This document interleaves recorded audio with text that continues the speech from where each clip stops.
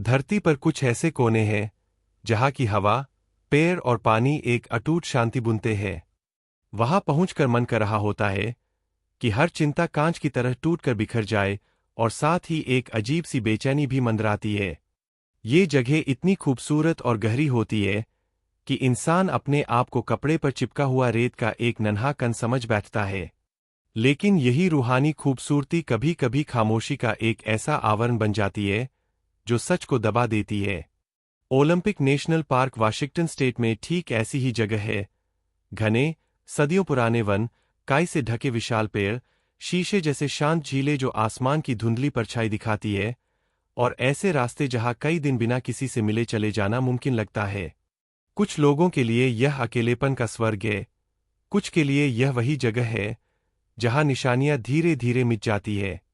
यह कहानी एक ऐसे आदमी की है जो सच्चाई की खोज में आया था, वह आदमी जो जमीन, पेड़ों और पानी के बीच बैठकर उन तथ्यों को ढूंढना चाहता था जिन्हें बड़े लोग छुपा कर रखना चाहते थे। वह अकेला नहीं था, पर अपने काम में वह अकेला ही रहना पसंद करता था। उसका मकसद प्राकृतिक संसाधनों की रक्षा करना और उन गड़बड़ियों को सामने लाना था जो बड़े दफ्तरों और कागजों में छिपकर देश की जमीनों को बदल देने में सक्षम थीं। उसकी आवाज मामूली लोगों के लिए थी, पर उसकी हिम्मत ने कई ताकतवर लोगों को नाखुश कर दिया था।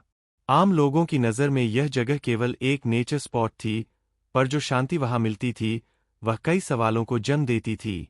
सवाल ऐसे कि जो शोर में दब जाते, पेड़ों की दरारों में, पत्तों की सरसराहट में और झील की गहराई में ऐसे संकेत छिपे होते थे जिन्हें सिर्फ ध्यान से देखना पड़ता था।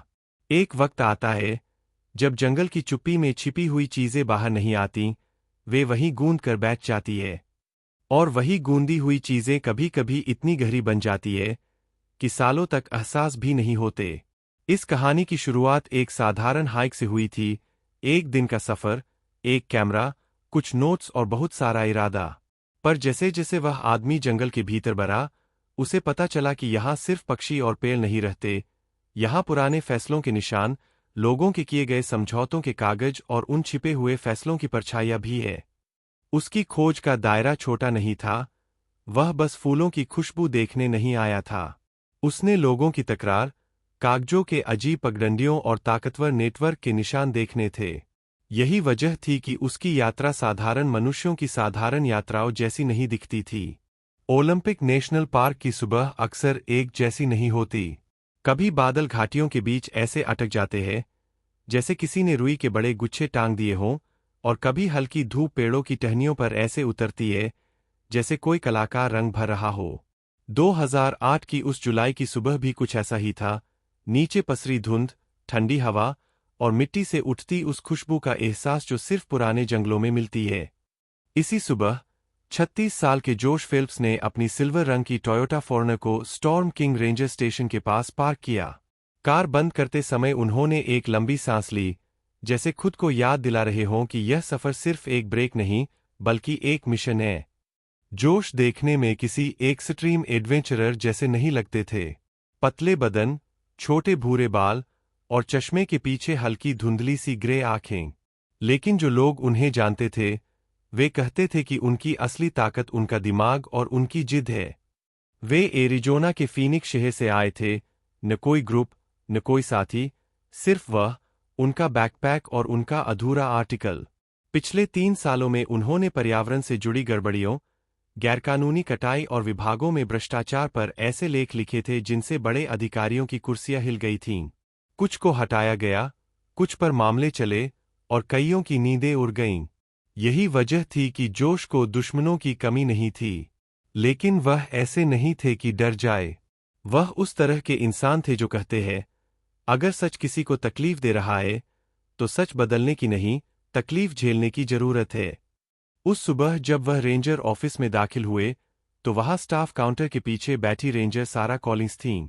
40 साल के आसपास की महिला, छोटा सुनहरा हेयर कट और चेहरे पर वह शांति जो अक्सर पहाड़ी इलाकों में रहने वालों में होती है। जोश ने वाइल्डनेस परमिट का फॉर्म भरा। उन्होंने अपना प्लान बताया, हाई डिवाइड लूप का एक हिस्सा, लगभग 30 किलोमीटर का रास्ता, 3 या 4 दिन का सफर। और सबसे जरूरी बात, उनकी वापसी की तारीख 25 जुलाई। सारा ने उन्हें नियम समझाए, भालुओं से बचाव की सलाह दी और फिर एक बात बोली जो बाद में उनके दिमाग में बार बार घूमती रही। यह पार्क खूबसूरत है, लेकिन यह आसान जगह नहीं है। यहाँ कोई गलती अक्सर वापस नहीं आने देती। जोश ने हल्की मुस्कान दी और बाहर आ गए। वे कोई नौसिखिए हाइकर नहीं थे। उन्होंने अपने बैग में तंबू, स्लीपिंग बैग, खाना, water filter, maps, compass, GPS और कैनन EOS 40D कैमरा रखा था। इसके अलावा एक वाटरप्रूफ केस में उनका लैपटॉप भी था, जिसमें डॉक्यूमेंट्स की कॉपी और एक छोटी फ्लैश ड्राइव थी। यह सामान उनके लिए सिर्फ डेटा नहीं, बल्कि एक पूरी जांच की धड़कन था।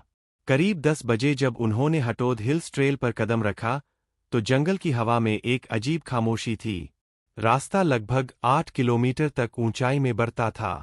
पेड़ों पर काई लटकी थी, मानो जंगल अपनी उम्र दिखा रहा हो।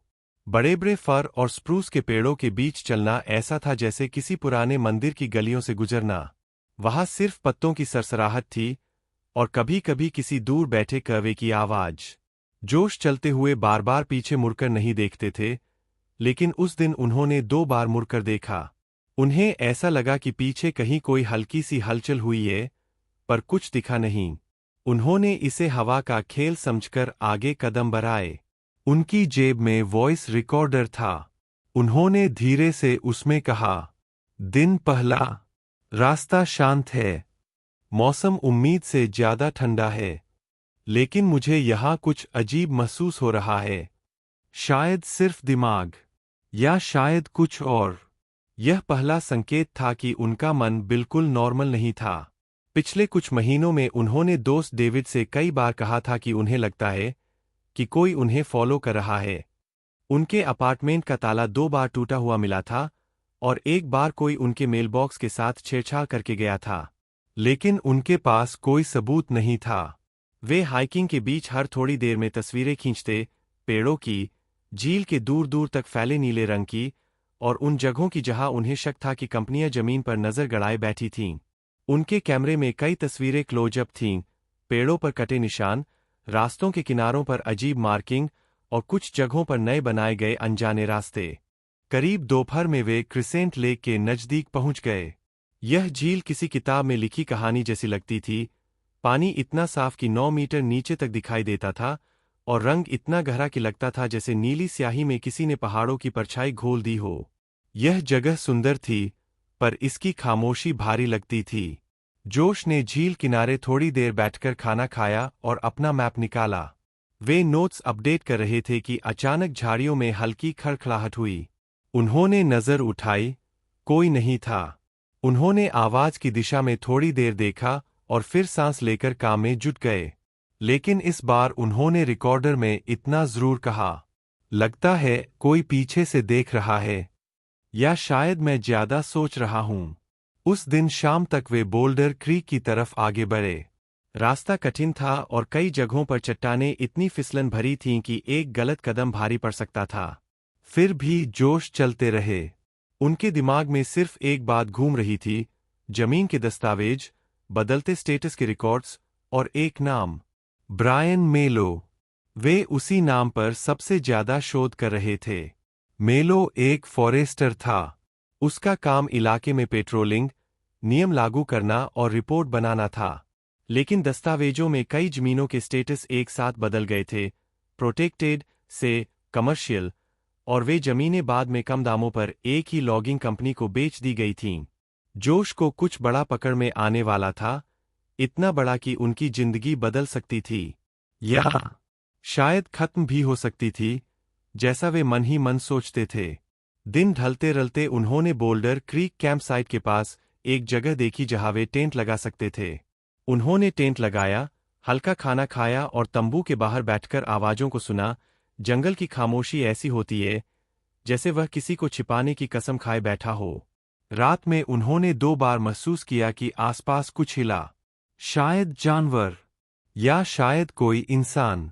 उन्होंने आंखें बंद करते हुए आखिरी बात रिकॉर्ड की, अगर कोई है तो वह भी चाहता है कि मैं यहां अकेला रहूं।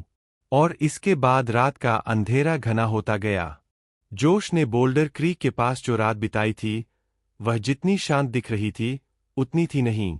रात का अंधेरा किसी घने पर्दे की तरह फैला हुआ था और बीच बीच में पत्तों की हल्की सरसराहट उन्हें जगाती रही। वे हर बार आंखें खोलते, चारों तरफ देखते और फिर खुद को शांत करने के लिए गहरी सांस लेते, लेकिन मन की बेचैनी लौट आती। उसी बेचैनी के साथ सुबह का उजाला हुआ। सूरज की पहली किरणें पेड़ों के बीच से छनकर आ रही थीं, पर वातावरण में अभी भी कुछ दबादबा सा था। उन्होंने अपना टेंट समेटा, बैग बांधा और आगे के रास्ते की ओर निकल पड़े। आज उन्हें हाई डिवाइड लूप का वो हिस्सा पार करना था जहां रास्ता एक तरफ गहरी घाटी में उतरता है और दूसरी तरफ एक लंबी खाई जैसी चट्टानें खड़ी है। यह इलाका खूबसूरत तो था, पर बहुत चुप, इतनी चुप कि इंसान अपनी ही सांसों की आवाज सुन सकता था। जोश चलते हुए बार बार अपने पीछे ध्यान दे रहे थे। वे दिखा नहीं रहे थे कि उन्हें शक है, पर उनका हर कदम, हर मोड़ बड़े ध्यान से चुनकर उठाया जा रहा था। वह रिकॉर्डर में बोल रहे थे, दिन दूसरा, रास्ता और चुप है। मुझे लगता है कि मैं बिल्कुल अकेला नहीं हूं। शायद मेरी वजह से किसी को परेशानी हो रही है। यह पहली बार था जब उन्होंने यह बात खुलकर कही। शायद वे थक गए थे, शायद डर थोड़ा थोड़ा असर दिखाने लगा था, लेकिन उस डर के बावजूद वह आगे बढ़ते रहे। उनका काम आसान नहीं था और अब तो उन्हें खुद एहसास था कि वे किसी बड़े खेल को छू रहे हैं। दोपहर तक मौसम थोड़ा साफ हुआ और वे एक ऊंचे खुले मैदान पर पहुंचे जिसे अल्पाइन मेडोज कहा जाता है। वहां छोटी छोटी जंगली फूलों की खुशबू थी, दूर बर्फ से ढके पहाड़ दिखाई देते थे और हवा में ठंडक थी। इस जगह को देखने वाले आम लोग शायद तस्वीरें खींचने में खो जाते, लेकिन जोश का ध्यान कहीं और था। वे अपने बैग से कैमरा निकालकर सिर्फ प्राकृतिक सुंदरता नहीं, बल्कि रास्तों की दिशा, पेड़ों पर बने अजीब निशान और कुछ खास जगहों की फोटो ले रहे थे। एक जगह उन्हें एक पुराना, आधा मिटा हुआ साइन बोर्ड मिला, जैसे किसी ने उसे जानबूझकर खराब किया हो। उस पर जंगल के उस हिस्से के बारे में सूचना थी जहां पिछले कुछ सालों से विवाद चल रहा था। यह वही इलाका था जहां जमीन का स्टेटस अचानक कुछ महीनों में बदल गया था। पहले संरक्षित लिखा था और बाद में व्यावसायिक उपयोग लिख दिया गया, वह भी ऐसे समय में जब उस इलाके में पहुंचने वाला कोई आम आदमी भी मुश्किल से मिलता था। जोश झुककर बोर्ड का फोटो खींचने लगे, तभी कुछ मीटर पीछे से एक हल्की टक जैसी आवाज आई, जैसे कोई छोटी टहनी टूट गई हो। उन्होंने पलटकर देखा, पर वहां सिर्फ हवा हिलती हुई झाड़ियों के अलावा कुछ नहीं था। उन्होंने खुद को संभाला, पर उन्होंने रिकॉर्डर में यह बात साफ दर्ज की, कोई आसपास है, और यह सिर्फ मेरी कल्पना नहीं। इसके बाद जोश उस दिशा से थोड़ी दूरी बनाकर चलने लगे। उनकी चाल थोड़ी तेज हो गई और उनके कदमों में सतर्कता बढ़ गई थी। रास्ता अब पतला और कठिन होता जा रहा था। एक ओर गहरी खाई थी, दूसरी ओर खड़े पेड़। यहां एक गलत कदम इंसान को नीचे गिरा सकता था और नीचे सिर्फ पत्थर और अंधेरा था। करीब 1 घंटे बाद वे एक चट्टान के किनारे रुके। उन्होंने बैग नीचे रखा, पानी पिया और फिर अपने मैप पर आगे का रास्ता देखने लगे। तभी अचानक झाड़ियों में एक तेज खड़खड़ाहट हुई, इस बार इतनी जोर से कि जोश एक पल के लिए उठने से पहले डर गए। उन्होंने फौरन कैमरा और रिकॉर्डर बंद कर बैग में डाल दिया। उन्होंने आवाज की दिशा में 2 कदम बढ़ाए, लेकिन फिर खुद को रोका। नहीं, जरूरत नहीं, मुझे सावधान रहना चाहिए। यही बात वे हमेशा कहते थे, सावधान रहो, लेकिन आगे बढ़ो। कुछ देर बाद जब उन्होंने अपने बैग में रखे छोटे कंपास को निकाला, तो एक तस्वीर भी बाहर निकल गई। वह तस्वीर उनकी पिछली हाइक की थी जिसमें वे और उनके दोस्त डेविड बैठे दिख रहे थे, कॉफी के कप हाथ में। उन्होंने तस्वीर उठाई और कुछ देर देखते रहे। यह साफ था कि वे उस समय भावनात्मक रूप से थोड़े कमजोर थे, शायद उन्हें अपने लोगों की याद आ रही थी, शायद यह एहसास कि वे सच में किसी खतरे का सामना कर रहे हैं। उन्होंने तस्वीर को वापस रखा और आगे बढ़ गए। अब उन्हें अपने दूसरे कैंप साइट की तरफ जाना था। रास्ता लंबा था और सूरज ढलने में ज्यादा समय नहीं था। चलते चलते उन्होंने एक और बात महसूस की, रास्ते के किनारे पर मिट्टी थोड़ी दबीदबी सी थी, जैसे कोई भारी बूट पहनकर हाल ही में यहां चला हो।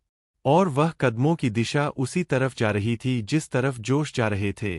इस बार उनका शक डर में बदल रहा था। उन्होंने 2 बार पीछे देखा, पर जंगल अपनी हर चीज को छिपाने में माहिर है। हवा पेड़ों को हिलाती है, झाड़ियों को कंपन देती है और आवाजों को निगल जाती है। शाम के करीब जोश एक ऊंचे पॉइंट पर पहुंचे जहां से नीचे एक छोटी घाटी दिखती थी। उन्होंने वहां घुटनों पर बैठकर दूर देखा और पहली बार उन्हें ऐसा लगा जैसे कोई पेड़ों के पीछे से हटकर छिप गया हो। वह आकृति साफ नहीं दिखी, पर किसी इंसान की ऊंचाई की हलचल जरूर थी। वे तुरंत उठे और तेज चलना शुरू किया। उनके कदम अब ज्यादा फुर्तीले हो गए थे। उन्हें कोई दिखा नहीं, पर उन्हें यह एहसास लगातार चुभ रहा था, मैं अकेला नहीं हूं। जब वे कैंप साइट पहुंचे, तो आसमान हल्का अंधेरा हो चुका था। उन्होंने जल्दी से अपना टेंट लगाया, खाना खाया और रिकॉर्डर उठाया। इस बार उनकी आवाज में हल्की थकान ही नहीं, डर भी था। दिन दूसरा। यह साफ है कि मेरी मौजूदगी किसी को पसंद नहीं आ रही। मैंने कदमों के निशान देखे हैं। मैंने कुछ सुन भी लिया है। अगर कोई मुझे देख रहा है, तो उसे पता है कि मैं क्या खोज रहा हूं। उन्होंने कुछ देर अपने लैपटॉप में डॉक्यूमेंट्स खोले।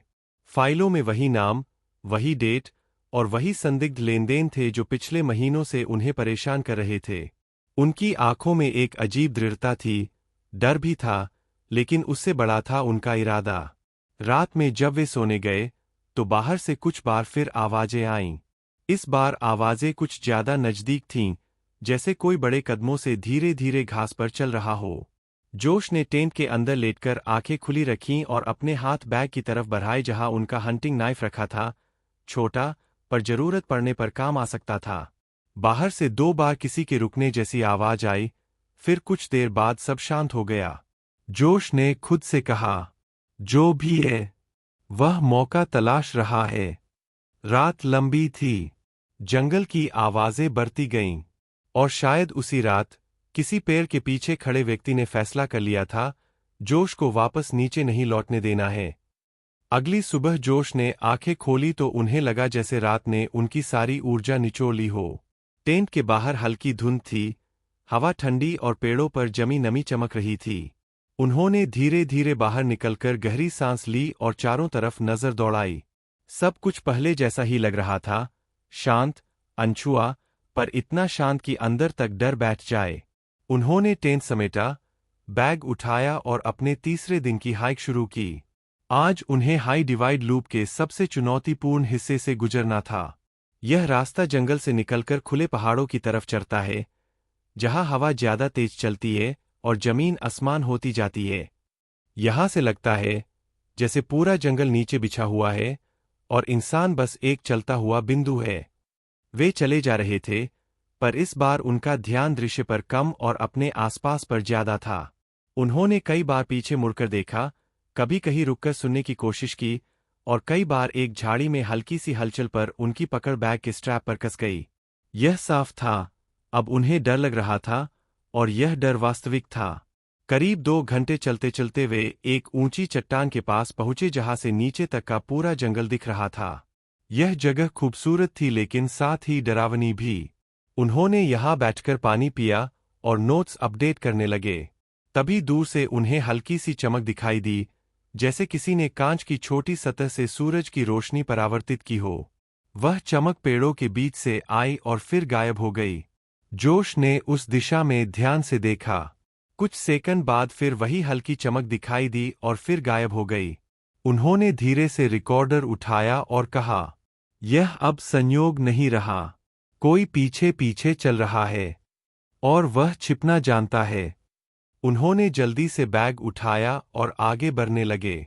अब उनकी चाल में तनाव साफ था। वे अपने हर कदम को तेजी से रख रहे थे। रास्ता अब ज्यादा पतला हो चुका था, एक ओर गहरी खाई और दूसरी ओर खड़े पथरीले पहाड़। करीब दोपहर के समय वे उस जगह पहुंचे जहां हाई डिवाइड का मोड़ था।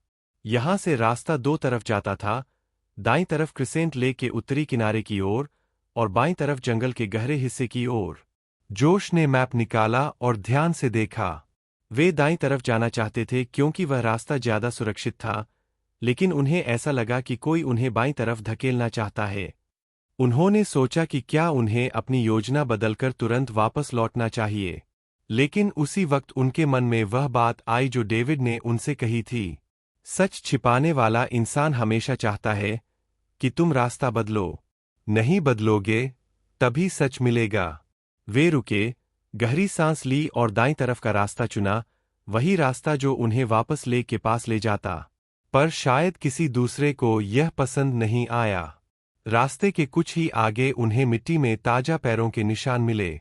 वे भारी बूटों के थे और पैरों की दिशा सीधी उसी ओर जा रही थी जहां जोश अब जा रहे थे। यह निशान लगभग बिल्कुल नए लग रहे थे, मतलब वह व्यक्ति बहुत पास था। जोश ने अपनी गति बढ़ाई, पर जैसे ही वे एक मोड़ पर पहुंचे, अचानक उनके बाईं तरफ पेड़ों के बीच से धप की आवाज आई, जैसे कोई भारी चीज गिरकर जमीन से टकराई हो। वे तुरंत पीछे हटे और चट्टान के किनारे से दूर खड़े हो गए। इस बार उन्होंने साफ आवाज सुनी, किसी के जूतों के नीचे सूखी टहनियां टूटने की आवाज। उन्होंने जोर से कहा, कौन है? सामने आओ। जवाब में सिर्फ हवा की सरसराहट मिली। कुछ सेकंड बाद वह आवाज गायब हो गई, पर इसका मतलब यह नहीं था कि खतरा टल गया था।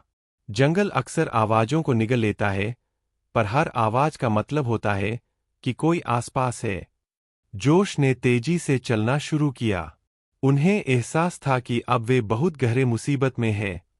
वे जानते थे कि वे जिस सच के करीब पहुंच रहे थे, वह किसी के लिए बहुत खतरनाक था। करीब 1 घंटे बाद वे एक ऐसे पॉइंट पर पहुंचे जहां रास्ता 2 बड़े पत्थरों के बीच से निकलता था। यह जगह बहुत तंग थी, सिर्फ एक इंसान ही निकल सकता था।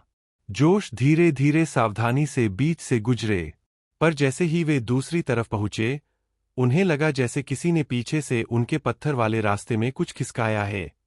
उन्होंने पलटकर देखा, पीछे के दोनों पत्थरों के बीच अब हल्की सी हलचल थी, जैसे किसी ने वहां खड़े होकर दृश्य को रोकने की कोशिश की हो। उनके दिल की धड़कन तेज हो गई। अब इसमें कोई शक नहीं रहा, कोई उनका पीछा कर रहा था और वह चाहकर भी खुले में नहीं आ रहा था। सूरज अब धीरे धीरे ढलने लगा था। उन्होंने सोचा, अगर आज रात भी वही आवाजें सुनी, तो शायद मैं यह रात नहीं देख पाऊं। अंधेरा घना होने लगा था। उन्होंने एक जगह टेंट लगाने की नहीं सोची, अब टेंट लगाना खुद को फंसाने जैसा था। उन्हें चलते रहना था। चलते चलते वे क्रिसेंट लेक के नए हिस्से के पास आ पहुंचे। यहाँ किनारे पर एक पुराना लकड़ी का प्लेटफार्म था जो कभी निगरानी या नैसर्गिक अध्ययन के लिए इस्तेमाल होता था। उन्होंने सोचा कि थोड़ी देर यहाँ रुककर स्थिति संभालें। उन्होंने बैग नीचे रखा और पानी पीने लगे। तभी पीछे से धीमी आवाज आई, क्रैक। यह वह आवाज थी जो इतनी करीब थी कि उन्हें लगा जैसे कोई कुछ कदम दूर खड़ा हो। उन्होंने तुरंत मुड़कर देखा। इस बार उन्हें एक परछाई दिखाई दी, लंबा, भारी शरीर वाला कोई आदमी। वह पेड़ों की ओट में था, पर उसका कद और खड़ा होने का तरीका बिल्कुल साफ था। जोश ने जोर से कहा, तुम कौन हो? मेरे पीछे क्यों पड़े हो? उस आदमी ने कोई जवाब नहीं दिया। वह बस कुछ सेकंड तक खड़ा रहा, फिर धीरे धीरे पीछे हट गया और अंधेरे में घुल गया। जोश ने अपना दिल पकड़ा। अब डर अपनी चरम सीमा पर था। उन्होंने बैग उठाया और भागना शुरू किया। वे रास्ता देखते हुए नीचे किनारे की ओर भागे। उनके पैर भारी हो रहे थे और सांसें तेज। झील के पास पहुंचकर वे रुके।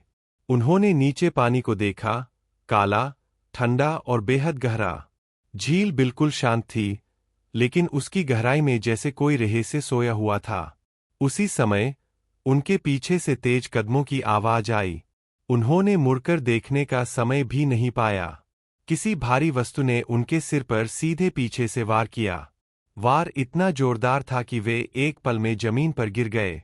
उनके हाथ कांप रहे थे, आंखें धुंधली हो गईं और सामने सब कुछ डगमगाने लगा।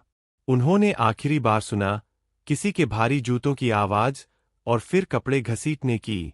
जोश हिलने की कोशिश करते रहे, लेकिन उनके शरीर ने जवाब दे दिया था। कुछ ही मिनटों में उन्हें रस्सियों से बांधा गया और किसी मजबूत बैग में ठूंस दिया गया। वह बैग भारी था और उसे एक बड़े पत्थर से बांधा गया। उन्होंने महसूस किया कि उनका शरीर खींचा जा रहा है। फिर अचानक, छपाक, उन्हें पानी की ठंडक लगी। शरीर ऊपर नीचे होते हुए गहराई की ओर डूबता गया। पानी उनके कानों में भर रहा था। उन्होंने आंखें खोलने की कोशिश की, काले अंधेरे में सिर्फ झील का गहरा नीला रंग था। और फिर सब कुछ थम गया। जोश फेल्प्स की जांच, उनके नोट्स, उनका संघर्ष झील की गहराई में डूब गया, पर सच वह यही खत्म नहीं हुआ। क्योंकि सच को जितना भी दबाया जाए, वह कभी न कभी ऊपर आ ही जाता है। और 12 साल बाद झील के इसी हिस्से में डाइवर्स ने वह बैग पाया। 12 साल तक क्रिसेंट लेक की गहराई उस राज को चुपचाप छुपाए बैठी रही।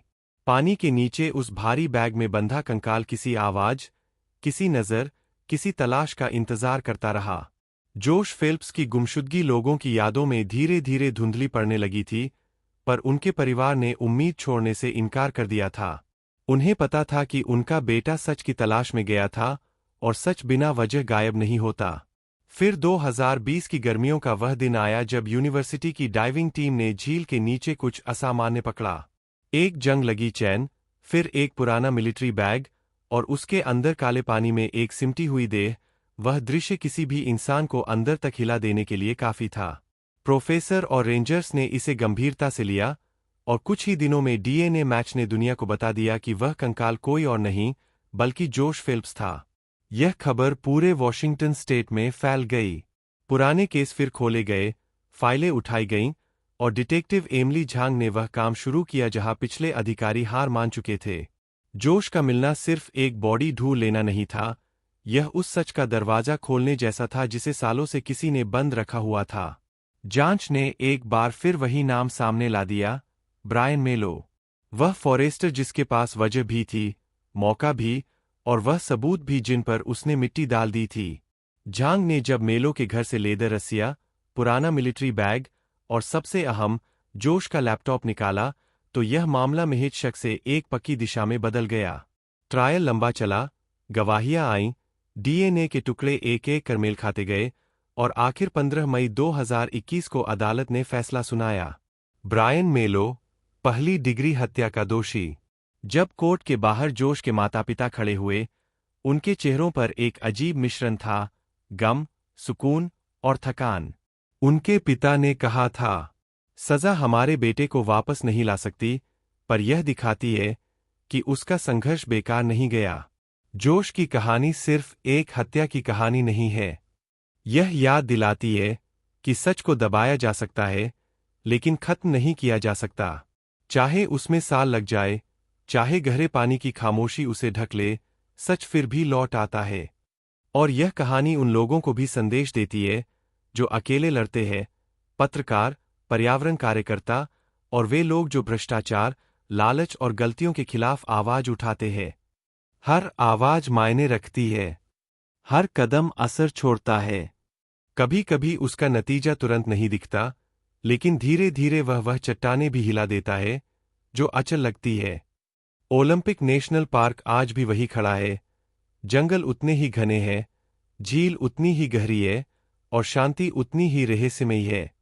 पर अब वह गहराई एक कहानी को संभाले हुए है, एक ऐसे आदमी की कहानी जिसने सच की तलाश में अपनी जान तक दे दी। और शायद यही सबसे बड़ा सबक है। सच की कीमत कभी कभी बहुत भारी होती है, पर सच का महत्व हमेशा उससे भी बड़ा होता है।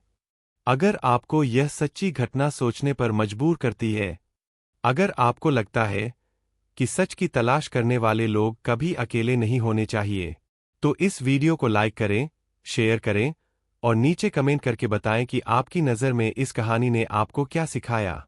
और अगर आप ऐसी ही गहरी, सच्ची और असली घटनाओं पर आधारित कहानियां सुनना चाहते हैं, तो चैनल को सब्सक्राइब जरूर करें।